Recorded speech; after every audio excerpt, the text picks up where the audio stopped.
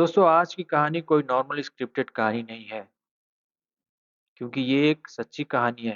ये कहानी है ऐसे बच्चों की जो हमारी तरह इस दुनिया को देख नहीं सकते थे, लेकिन उनके सपनों की उड़ान पहाड़ों से भी ऊंची थी।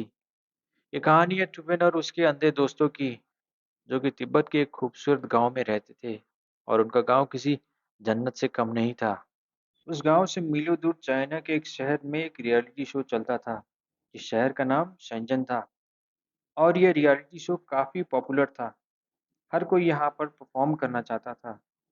दुनिया के सपनों के बीच इन बच्चों का भी सपना था कि वो इस रियलिटी शो पर गाना गाएं। इस मूवी में बच्चों की आत्मशक्ति को दिखाया गया है और हम सभी के लिए एक सीख है कि अगर आप कुछ ठान लेते हो या कोई परिस्थिति आपको आपके लक्ष्य तक पहुंचने से रोक नहीं सकती। मूवी की शुरुआत में हमें थुपेन और कैल्सिंग को दिखाया जाता है। कैल्सिंग थुपेन का दोस्त होता है। वो लोग सफर के लिए फल इकट्ठा कर रहे थे क्योंकि सफर लंबा होने वाला था और भूख मिटाने के लिए ये फल काफी थे। फिर हमें डोमा नाम की लड़की को दिखाया जाता है, जो कि थुपेन की दोस्त होती है। डोमा की दादी के मना करने के बावजूद डोमा ने तो जैसे जाने की जिद पकड़ ली थी। बस मुझे जाने दो दादी माँ, ये बोलकर डोमा वहां से चली जाती है। अब सारे बच्चों ने मिलकर सारी तैयारी कर ली थी।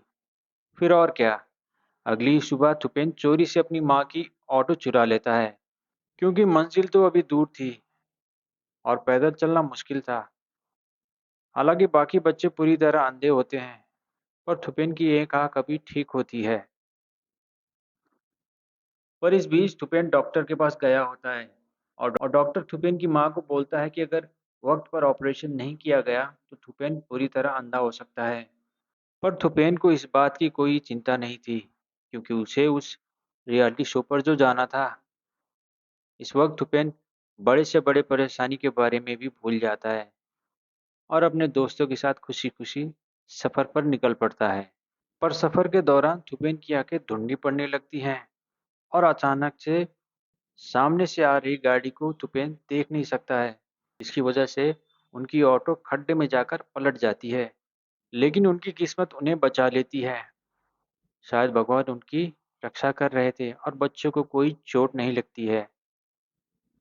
फिर जैसे तैसे करके सारी चीजें समेटकर बच्चे पैदल ही निकल पड़े कि बस अब तो चाहे कुछ भी हो जाए हमें पहुंचना ही होगा। काफी दूर पैदल चलने के बाद बच्चों को एक लिफ्ट मिलती है और उन्हें कुछ देर के लिए राहत मिल जाती है। हालांकि इस सफर के दौरान उनके पास कोई गाइड नहीं होता है, लेकिन थुपेन एक आंख से देखकर सारी चीजों को एक्सप्लेन करता है। जो जो मुश्किलें उसको सामना करनी पड़ती होती हैं, वो अपने दोस्तों को बताता रहता है ताकि सफर का मजा बना रहे। उधर उनका टीचर उनको ढूंढते हुए एक बस स्टैंड पर बैठा होता है और जैसे ही थुपेन टीचर को देखता है, वो वहां से फटाफट भागने लगता है क्योंकि अगर इस बार पकड़े गए तो हमें घर जाना पड़ेगा और शो हमारे हाथ से छूट जाएगा। बच्चे किसी तरह वहां से निकल जाते हैं और टीचर उन्हें पकड़ नहीं पाता है और अब बच्चे हाईवे का रास्ता छोड़कर पहाड़ों के रास्ते पर चल पड़े थे ताकि टीचर उन्हें ढूंढ ना पाए।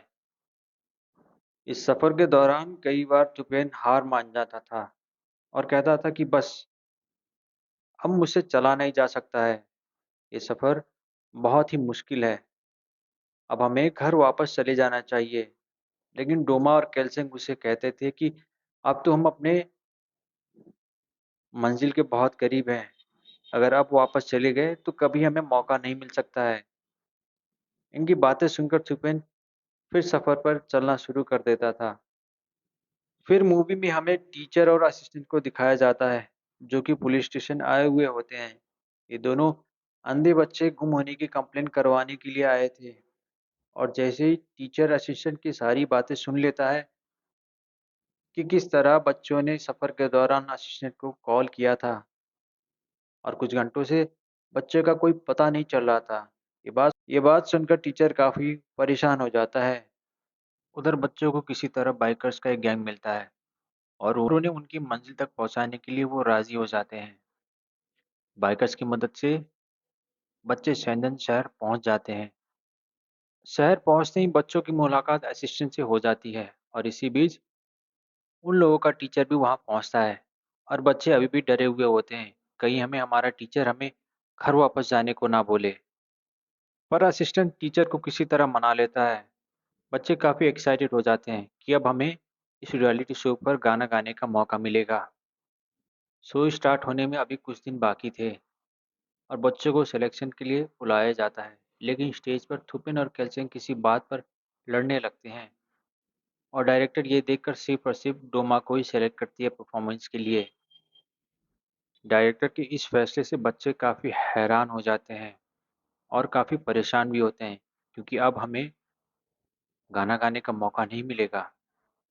और ये बात डोमा को भी बहुत बुरी लगती है।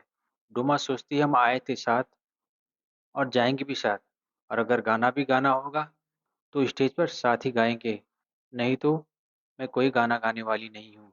बस इतना बोलकर डोमा वहाँ से निकल जाती है। अचानक से उसी दिन थुपेन की एक आंख भी जो काम कर रही थी वो भी बंद कर देती है और थुपेन पूरी तरीके से अंधा हो जाता है। अब ऐसा क्यों होता है? क्योंकि डॉक्टर ने उसे पहले ही बताया होता है, अगर आप वक्त पर अपनी आंखों का ऑपरेशन नहीं करवाते हो तो आप अंधे हो जाओगे, और एंड में यही होता है। और फिर हम थुपेन को सीधा हॉस्पिटल में देखते हैं और उस दिन असिस्टेंट को ये बात महसूस होती है कि इन बच्चों ने कितना दुख और दर्द झेला है। उसको ये बात महसूस होती है कि ज़िंदगी भर देख ना पाना ही कितना पेनफुल हो सकता है। और असिस्टेंट भी चाहता था कि अब ये बच्चे परफॉर्म करके ही जाएं इस रियलिटी शो पर ये। और अब असिस्टेंट सीधा डायरेक्टर के पास जाता है। वो चाहता था कि इन बच्चों का सपना पूरा हो, ये स्टेज पर गाना गाएं ताकि दुनिया इनकी हिम्मत और हिम्मत और काबिलियत को जाने। फिर जब असिस्टेंट बच्चों के परफॉर्मेंस की बात के लिए डायरेक्टर के पास जाता है, पहले तो डायरेक्टर ये कहकर मना कर देती है कि शो अब खत्म हो चुका है, ये मुमकिन नहीं है। लेकिन असिस्टेंट के प्यार से समझाने से डायरेक्टर को ये महसूस होता है कि हमने इन बच्चों के साथ बहुत ज़्यादा ज़्यादती की है। ये महसूस होता है कि हम इनके साथ कितना गलत कर रहे हैं। और अगली ही सुबह डायरेक्टर बच्चों को परफॉर्मेंस के लिए स्टेज पर बुलाती है। सारे बच्चे एक साथ परफॉर्म करते हैं और इस तरह बच्चे अपने सपनों को हकीकत में सच होता देखते हैं। और इसी के साथ मूवी ख़त्म होती है।